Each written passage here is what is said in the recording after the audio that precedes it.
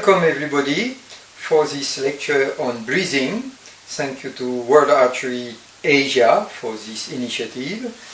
If you have the PowerPoint document, you could see on the top left three colored boxes. The blue box means the slide is for the level 1 for coach of beginner archers. The red box means that this slide is for coach of intermediate archers. And finally, of course, the yellow box means this slide is mainly for coaches of elite archers. So first of all, I would like you think a bit what are the benefits of breathing in our sport, in archery. Certainly you have something coming to your mind, and concentration is one of the main benefits, because focusing on our breathing, we are here and now on the task at hand. That is the definition of concentration. Related to concentration is attention. Attention is the shape of concentration. When we think to our breathing, we are focused internally.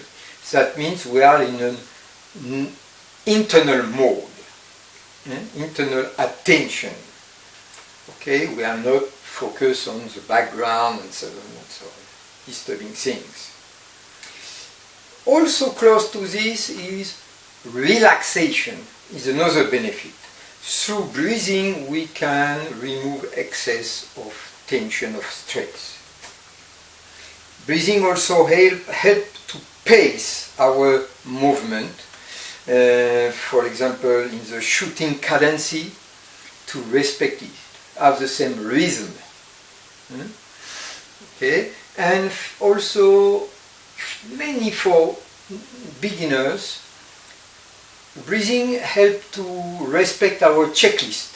That means to implement the steps of our shooting sequence in the proper order without skipping one. And of course there is some physiological benefits, because we need some oxygen, of course, to produce efficient effort, but it also helps to stability, make our body action more stable. So the goal of the coaching, to coach breathing, is to provide all these benefits, maybe even some more, and these benefits are different. Let's say differently. There is no one breathing sequence that is valid for everybody. It depends, of course, the technique, the technical choice. Some archers are only 40 seconds on shooting line, some 1 minute 40. So of course those who have extra movement to readjust and so on, those who are longer time on the shooting line need to breathe more. Okay. So of course it will be not the same for everybody. Also, even if someone has a quite standard breathing sequence, pending the day, pending, let's say, the biorhythm of the day, pending the fatigue, how they are tired, pending the stress, the standard is modified. Someone who is a bit tired, not in good physical condition, maybe needs more breathing between two shots, for example. Okay. Nevertheless, in regular conditions, in normal shape, everyone has a standard breathing sequence, different from each one to each one, but we have a standard. And this is what we will try to find out. We will try to help archers to identify their breathing standard. It's not easy. It's not easy because very often when we think to our breathing, we disturb it. So finally archers say, hey coach, finally it's better when I don't care of breathing. Yes, that's true. It's true. But continuing our sport with unknown breathing sequence is risky. It's risky because it's difficult to know if it was okay or not okay, adapted, not adapted. No. Everyone should figure out what is his or her breathing standard. And when we know it, it's easy to slow down it, to speed it, whatever the circumstances. So, how to identify the breathing? One suggestion is to teach first the daily habit, how we breathe in the daily life. So for that,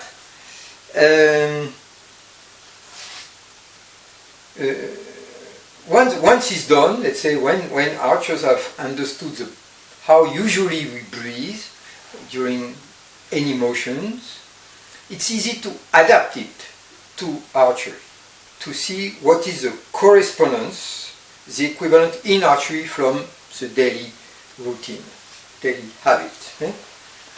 And also another thing is we need at least two methods, two processes to teach breathing, because if we have one only, sometimes this process doesn't work for some archers. So this is why it's better to have always a couple of teaching process to fit a majority of our students. So, first we have to teach the breathing habits daily in daily life. So one example is, imagine the task to have a thread to pass through the hole of a needle, like this. What we are used to do? We are here, first, breathing. Breathe, human being is used to breathe on the start of the action.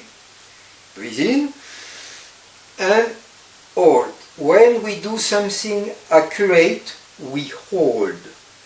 We will see the difference with holding and blocking. It's a bit different. We hold, and when the action is finished, exhale. So, the human habit is not a rule. It's usually like this. We inhale at the start of an action, hold the breath when we want to do something accurate, meticulous action, whatever, and we exhale at the end. Okay? So, in archery, what does it mean? So for that, I will take one bow. Let's say archers is behind the waiting line, and suddenly the director of shooting gives a signal. I go to shooting line. How? Breathe in and go. When I am on shooting line, I'm ready to grab an arrow. Breathe in and grab the arrow. When the arrow is loaded, I have to grip the string. Breathe in at the start.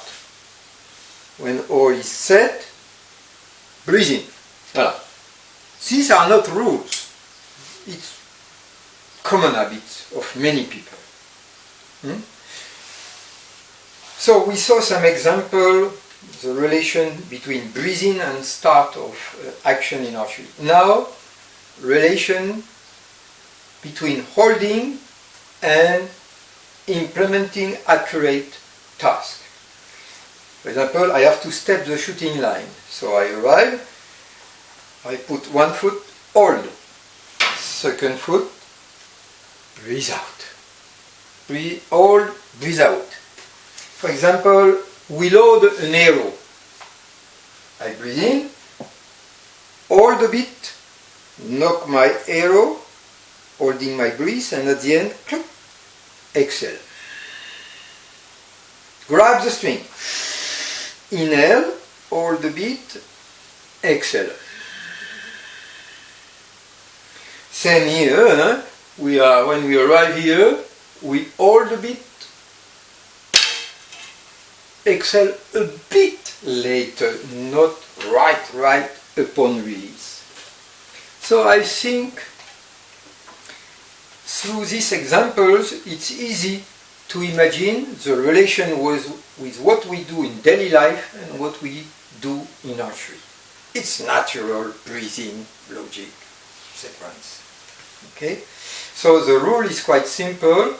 Inhale at the start of an action, hold the breath when we do something accurate like positioning, and exhale at the end of this action. Okay? So now we have covered when to breathe in, when to inhale, when to hold, when to exhale. Have a look at how to do it, how we should breathe. And this is pending what we are doing. For example, when we have to start an action that is a bit challenging, it is not so easy, we need some extra energy. For example, I'm waiting, I have to do a shoot-off. So it's my turn to go. We breathe a bit more intensively and we go to make our body more active, more dynamic. Understand? Yeah. Same, an example now on a shoot-off. I am on shooting line, I knock the arrow and I have to shoot. So many archers do this. Close eye, a sigh. Sigh to why? To push out the extra tension, extra stress. It's quite common and it's good also. It relaxes the top. And we go. You see? Another example of how to breathe.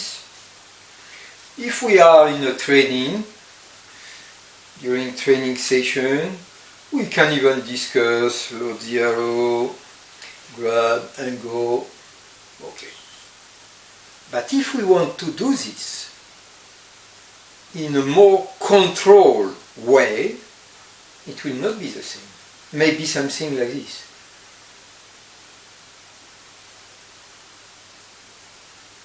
You see? The mindset is totally different. To implement a more controlled thing, we have to change our attitude. A bit slower, yes, because controlling something doing in a rushy way is not easy. So, but breathing is also adapted. Go slower. Also in archery, many archers coach say we should breathe mainly from the belly. And it's not wrong. Absolutely. It helps a lot. So rapidly we cover this subject. When we push our belly out, the length increase the height. Okay?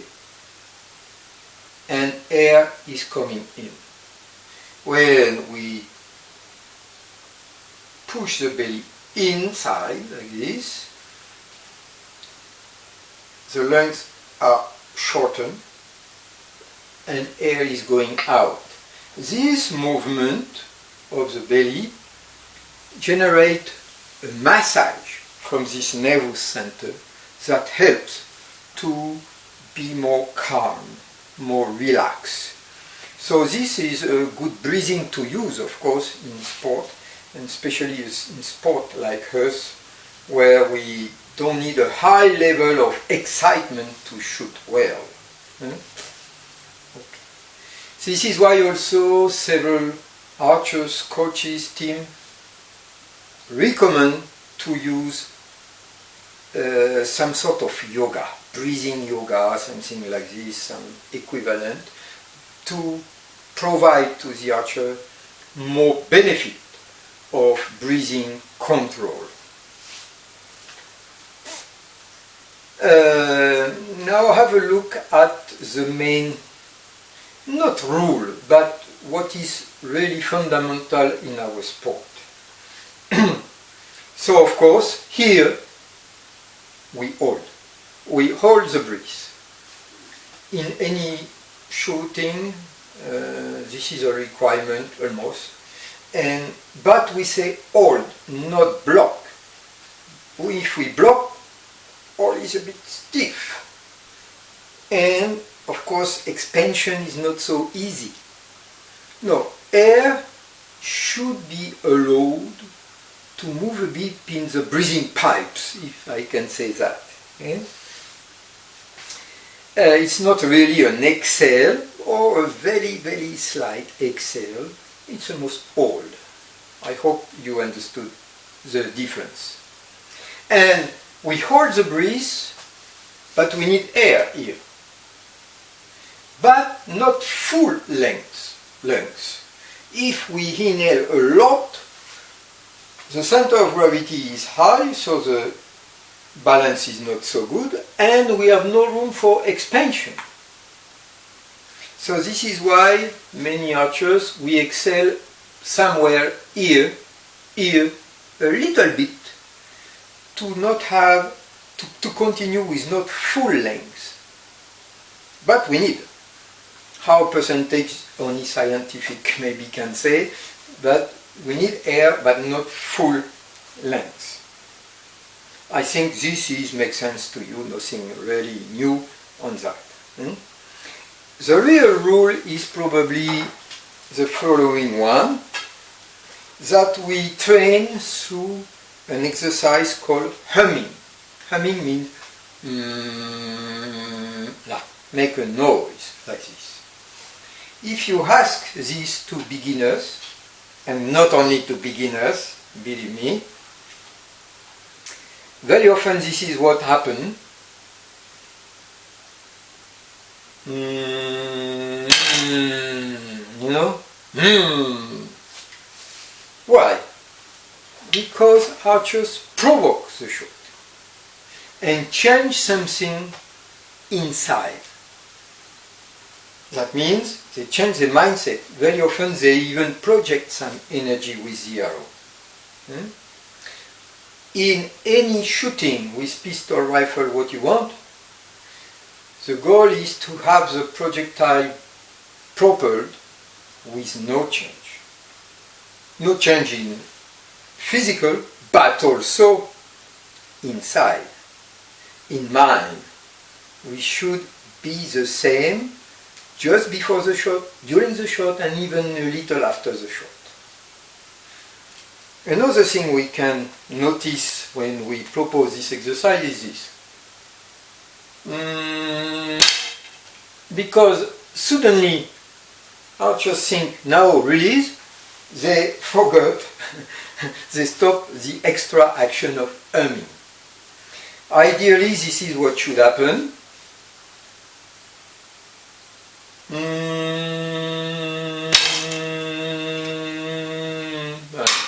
No change. No change in the breathing, but overall, absolutely remain the same, remain impassive. Yeah?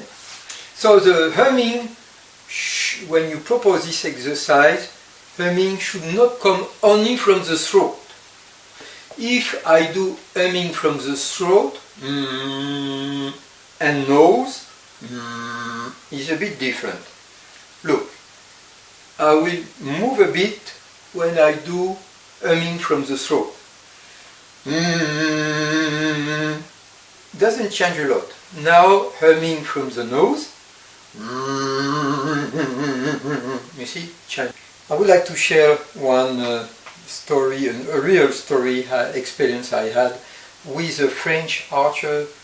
He was about quite close to 50 years old, and I was training him only on Friday because we were living far from each other. This archer was anchoring with Sunday. And one Friday he said, "Hey, Coach Pascal, I notice that when I'm fast here, my group are good. But as soon as I'm a bit longer, groups are not so good." So we exchange. First I asked, "But how do you expand? Okay. How do you breathe?" "Oh, I inhale." "You inhale while you expand?" "Yes, coach. Because it helps me to open my chest and I'm faster and my group are better." I was quite reluctant to this strange way of breathing because few people do this. And I said, "Okay, we try, but you have to keep the same inhaling intensity, speed, volume, whatever, through the shot."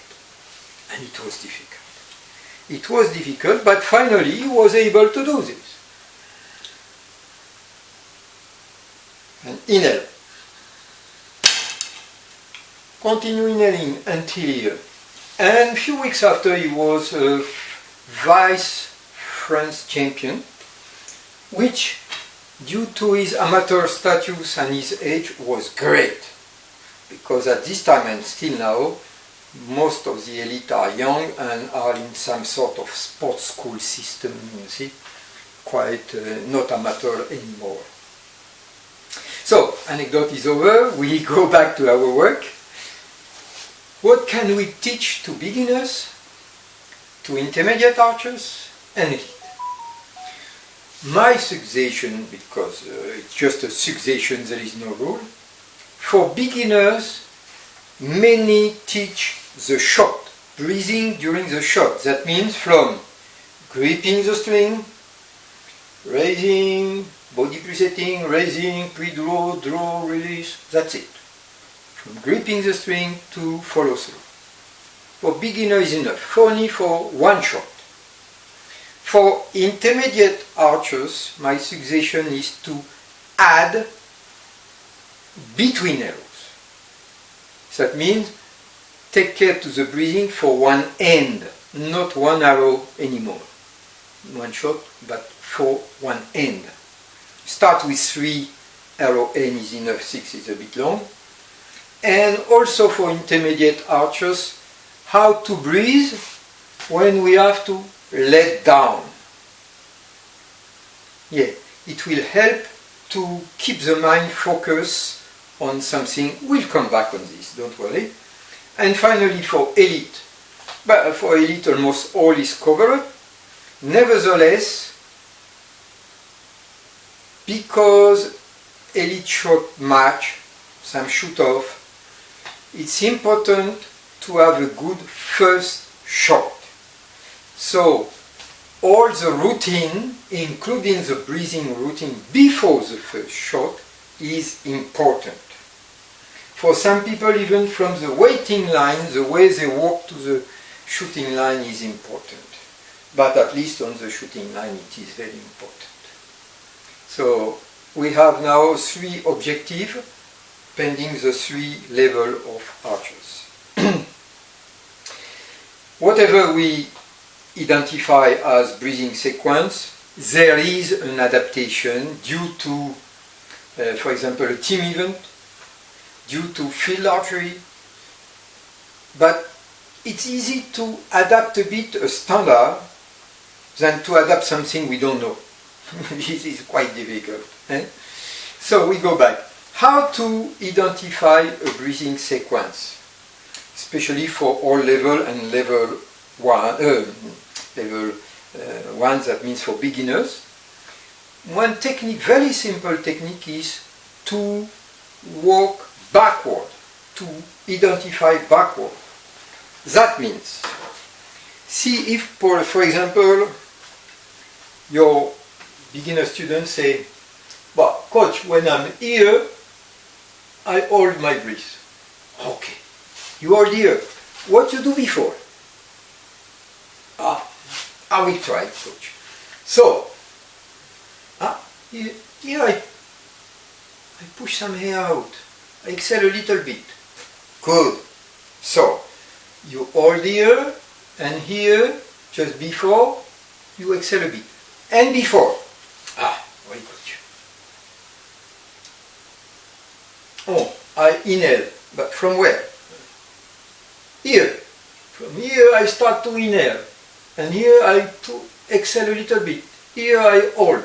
Okay. And before, and before. This is a very simple technique and efficient, because almost everybody holds the breath at full blow. So I hope you will be able to use it, and it will help your beginner to identify the breathing sequence.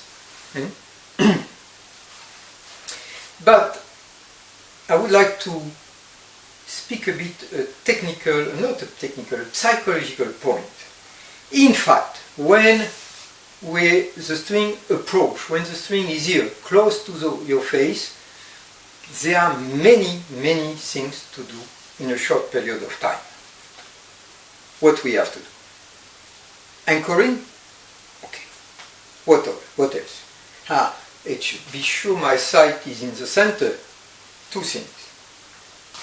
What else? Aligning the string. 3.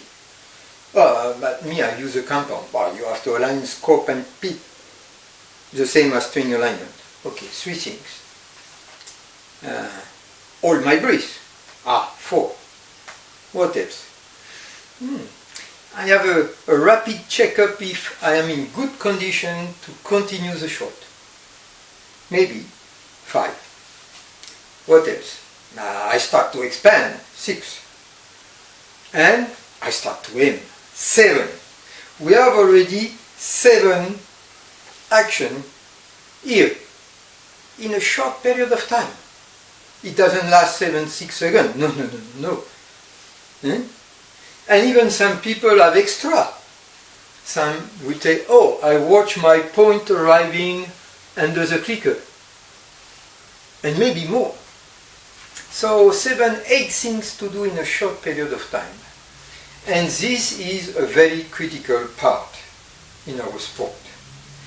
We need to help the archers to have a well-established plan, a well-ordered. Understand? Because if we do things in different way, in different order, if we skip one, the mindset will be disturbed, could be disturbed. Not will, but could. And when, for example, there is some stress, like a shoot-off or something like this, maybe there is if we have not a real plan, a good ordered plan, maybe there will be some mental confusion and we mix things and finally we shoot in a different mindset. It is also a problem that many archers aim too early. Too early. They are already in a narrow external attention and they lose the control of themselves. That means because they move their attention outside of them, of their body, there is a risk of target panic.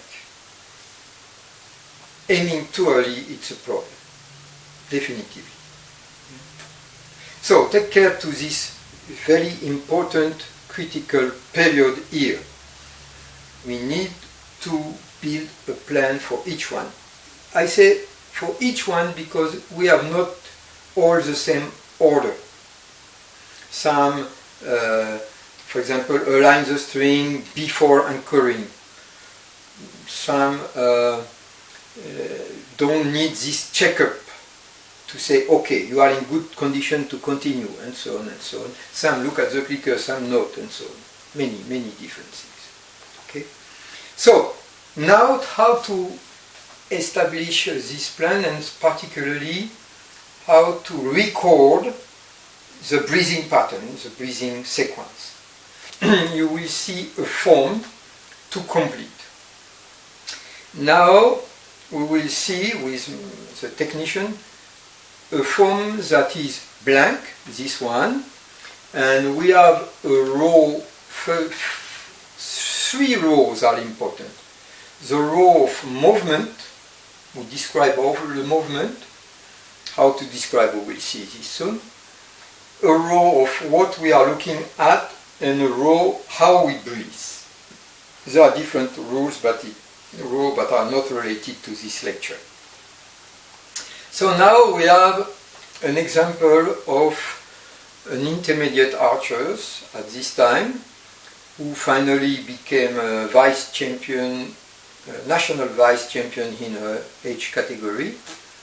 And you see, from the moment she grabbed an arrow, she knew what she has to do. She started to inhale when she grabbed the arrow. You see, we see on your PowerPoint, when she arrived here, she started to exhale. For example, it's not a common habit some people hold. She doesn't hold. Well, not a problem. It's not a rule. Okay. And she holds until the end of the knocking, which is quite fair. Usually, she exhales until the end of knocking. Usually, around knocking the arrow, people exhale. And you see, if we continue, so what we did, we videotaped this girl during a tournament. This is why the angle is not great, because in a tournament you are behind the archer. And at every change of movement, we extract a picture from the video, paste in this blank form. Under the blank form, we describe a bit what she does, and if possible, what she is looking at, if possible. And after, with her, we try to identify, for example, with the backward identification process, how she breathes. Understand?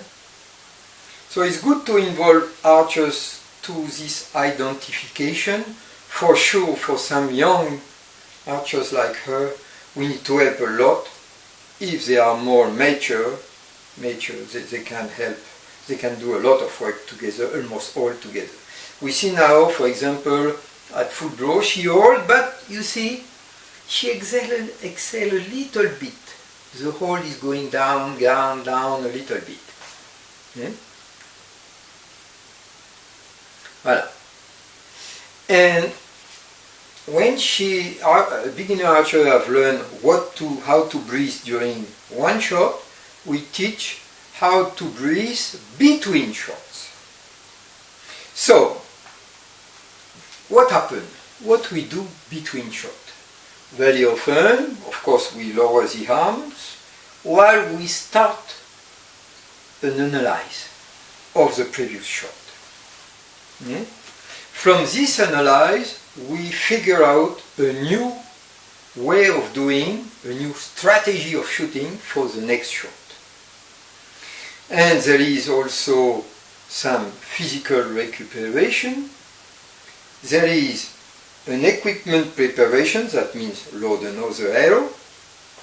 And finally, a body preparation. We prepare ourselves. These are the common steps that we pass through between shots. And through this step, we have to breathe, of course. So, between shots is very important to know how we breathe. Why? Because as soon as we are not busy to do something, when we do nothing, mind is open. Is open to drift in the past, to drift in an imaginary world with a medal, record, whatever happened, And this is why we need to develop a tool to be here and now. And for that, breathing is important. To be on the task at hand. So, this is to develop a standard for each one, for each person. There is a standard during the shot, but there is also a standard between shots. There is no one standard valid for everybody. No, it depends. Some people have a very short period of time between arrows, some are longer. So of course the breathing is different. Okay. Now we pass through different exercises to train breathing. One interesting one is to alternate real and imaginary shot. For example, I will try to make mimics. We shoot, for example, especially beginner, few arrows, maybe 3, whatever. First, with an arrow, we do a real shot. Okay. Second shot, only by imagination. And another shot, real one, and so on. Okay? And we repeat, alternate one shot, imaginary shot, visualized shot. One shot, one visualized shot. This is what we do usually with beginners. They have to rehearse in their head what they have just done and what they will do, by the way, after.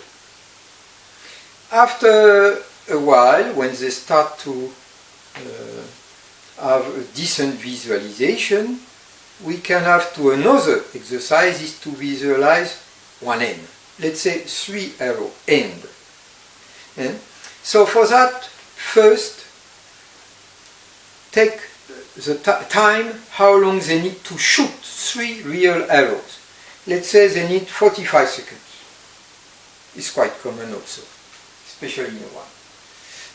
Okay, 45 seconds for 3 arrows. So now you do one shot, real, visualize shot, real. So you are ready, the timing is started. One shot.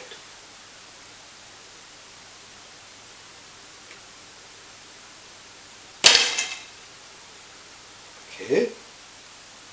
Now visualize shot. Visualize what? Visualize you grab an arrow. Maybe you visualize your recuperation first. After, grab an arrow, load the arrow. Prepare yourself. Okay, grip the string, raise the bow, draw the bow back, full draw expansion, release. Go down and do a real shot now. Voilà. And stop the timer. How long you need? How long you spend to shoot these 3 arrows, 2 real, 1 mental. The time should be quite close. We say about 5% of difference for a new archer, 2% for an elite archers. This is what we came out with experience, because we started this work in middle 70s, about late 70s for some of them, for some of us.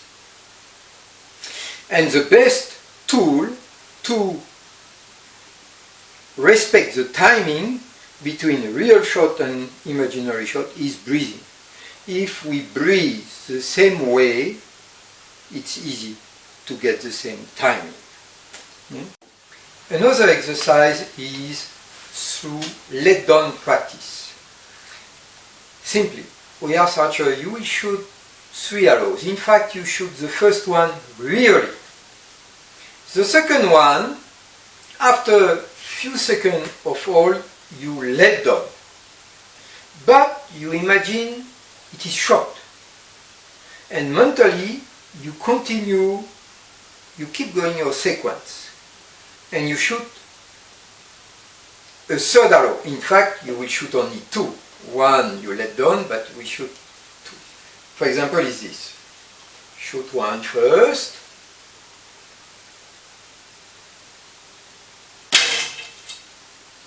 Okay. Load the arrow. Second arrow, same. But here, let down. But imagine it is gone. Okay. I lower my hand, I grab an arrow, load the arrow, prepare myself, and I go. Really, now I shoot another one. So, stop the timer. And same as before, beginner should have plus or minus 5% of difference, no more. And advanced archer, elite archer, only 2% of difference. That means someone who is shooting usually in 40 seconds, between 38 seconds and 42 seconds is okay. And to respect this timing, we need to breathe accordingly. Of course, let down like this is a standard. But unfortunately, sometimes we have no time to pass through this standard, and we need a shortcut. Yeah? But it's easy. I want to mean, if you know a poem or a song by heart, for you it's easy to start this poem or song at any part, not only at the beginning. It's easy also to speed it up or slow down it, as long as you know it. If you don't know it, it could be a disaster, unfortunately.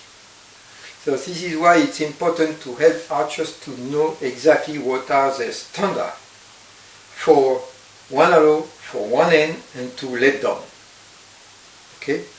You have on your slide now a national team from Serbia who is practicing mental visualization, mental training, and you can see the coach at the far back on the right has a timer, and he is timing how long they need to shoot mentally 3 arrows.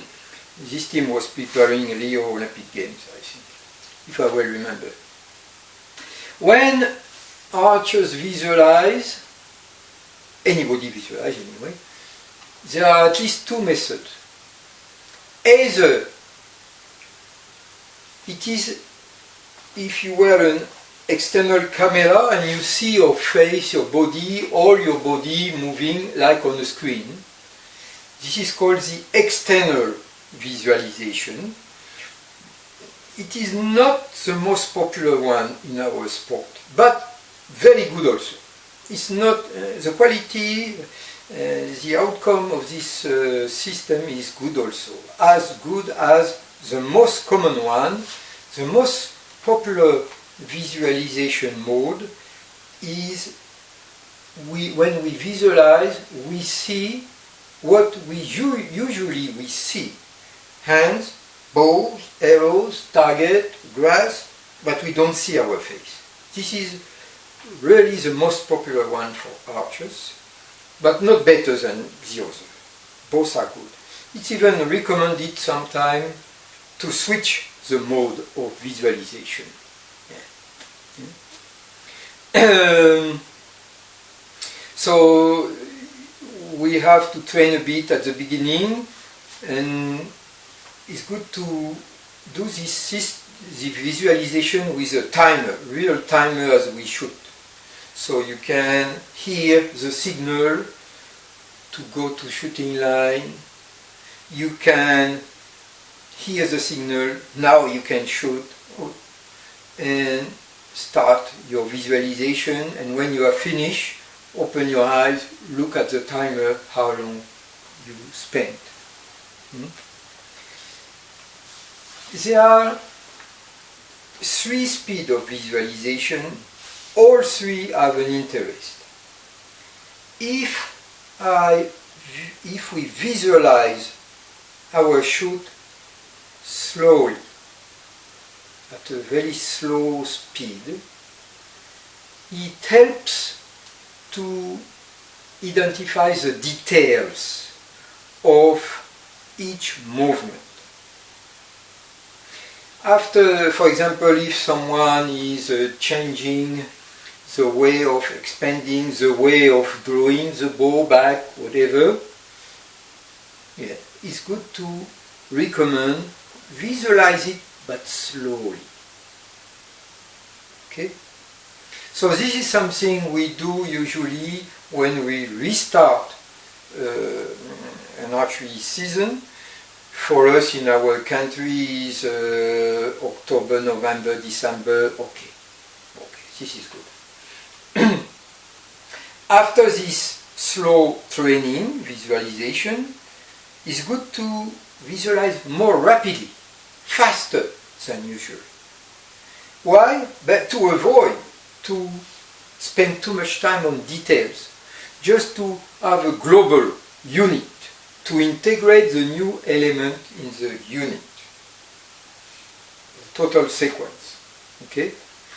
But when we are close to competition, in a competition period, since 78 about we work on this, we need to be very, very close to what we want to do.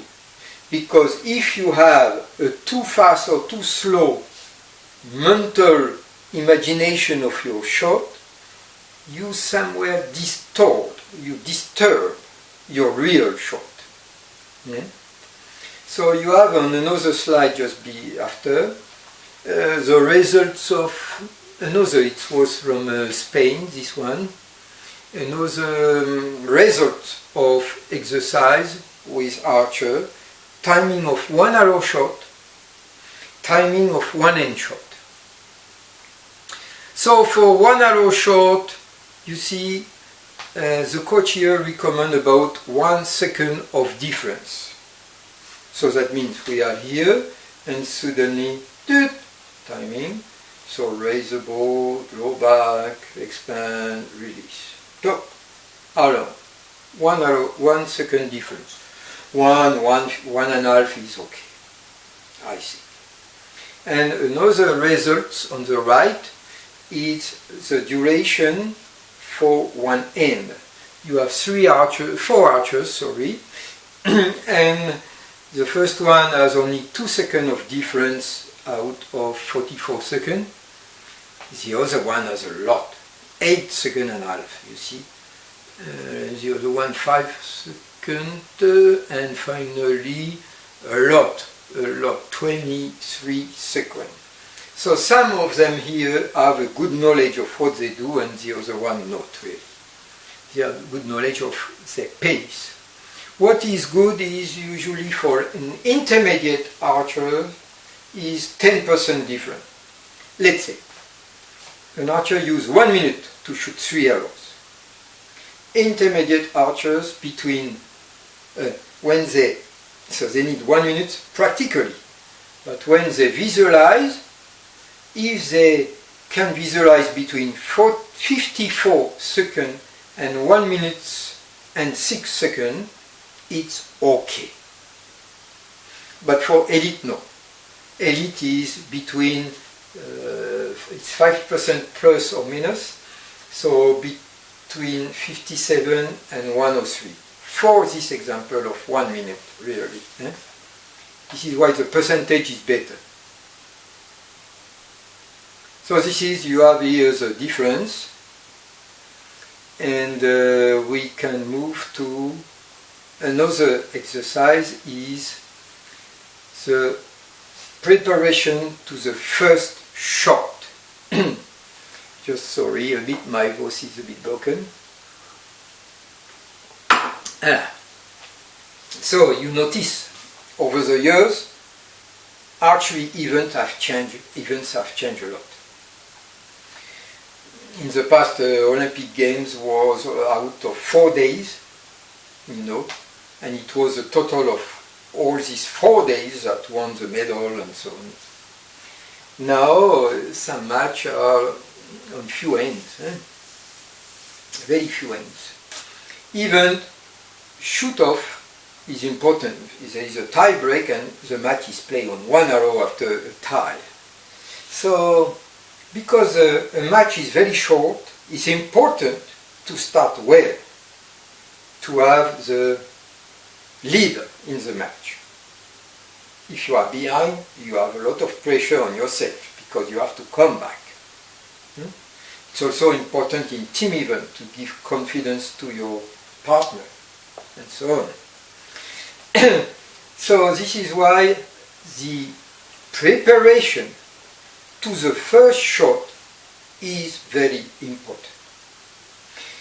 One suggestion is, even during practice, always ask your archer to go back behind the waiting line. Many places when archers are practicing, they don't care of this. They come on the line, they are still walking and so on, and suddenly go. No. In tournament it will not be like this. In tournament they will have to start from behind the shooting line. Understand? And if you force them to start there, after thousands of times they do this, they will develop a routine, a preparation routine. Another exercise also is to score only first arrow. What I mean is, archers go on the line, shoot one arrow, go back, come back, shoot one arrow, go back behind the shooting line, come back on the, no, they go back on the, through the repetition of this alternance, going back the waiting line, coming on the shooting line, archers identify their routine, what they do each time, and we score. We score to see the efficiency. After several sessions of this exercise, archers are progressing their score. Score 31st arrow. Whatever the distance, it could be indoor at 18 meters or outdoor 17 meters, it's not important. What is important is to identify the process. So you have also on your slide an example of an archer who is working on this and try to identify. There are some things that personally I don't really encourage. It is written in red. For example, still tightening the sight when you walk. Why to do this? Better to tight the sight and go. Sight should be tightened before going to shooting line. Definitely not when we go to shooting line, and so on. But you can see not only what this archer is doing, but how she breathes alone. This will help to well integrate in her mind the routine, and also at which speed it is done, in which order, and so on. You see, for example, the left foot is on the shooting line. So after that she has to move one foot, another foot, and maybe we could do something more simple and speed up the process. It's important because in team event, archer could be very disturbed if they have a very slow process, because now they have to go fast. You can see, for example, in this archer, on the shooting line, she is used to readjust the chest guard. Say, on shooting it has no effect. Yes and no, but on mindset it has some effect. She needs to feel that this is properly set. If she arrives and it's not well done, problem. You see? All is important sometimes. In all sport, tennis, whatever, people have a routine. They respect the routine. If they change the routine, they start the action with a different mindset. This is a problem. Okay? So we let you to examine this example, which is not the ideal one, it's a decent one. There is nothing wrong or correct really in breathing as long as you stick at it. If it works, stick at it. That's it. And this is in fact the end of this lecture. I hope you have received some good suggestions and you have improved the understanding. Thank you for your attention.